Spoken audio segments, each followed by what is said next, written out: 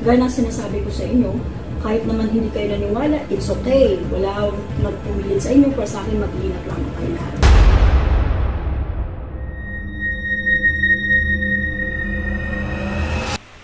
Hello po mga ka-PTV, sa video na ito ay tatalakayin natin ang pagbabago sa Metro Manila na ikakagulat ng lahat ng makakasaksi ayon sa mga visions ni Madam Rudy Baldwin.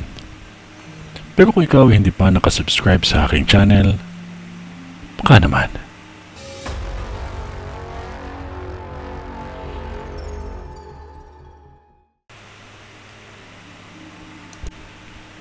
Nakakalungkot pagmasdan, ngunit sa buhay ng tao matuto tayong pakinggan ang mga bagay na ayaw nating pakinggan.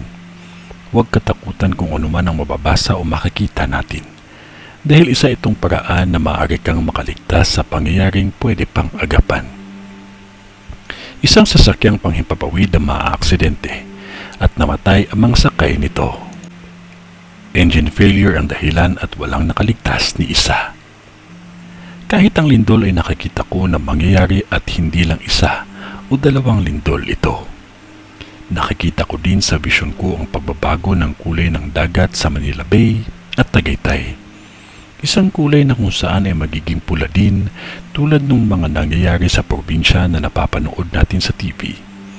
Gaya ng sinasabi ko sa post ko dati ay magiging pula ang tubig o karagatan. Ngunit sa dalawang dagat na ito ay nakakita ko ang biglaang pagbabago ng kulay ng tubig. Ang isang kulay ay napakatapang pagmasdan.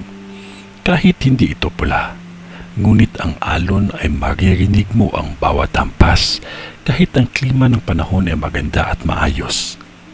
Mga lamang dagat ay nagsisilitawan. Kahit ang ipo-ipo ay makikita mo sa karagatan ng Manila Bay.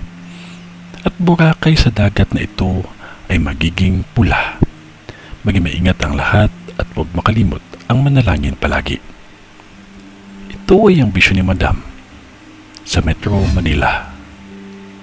Sa ngalan ng Diyos Ama, ng Diyos Anak, at ng Diyos Espiritu Santo. Amen.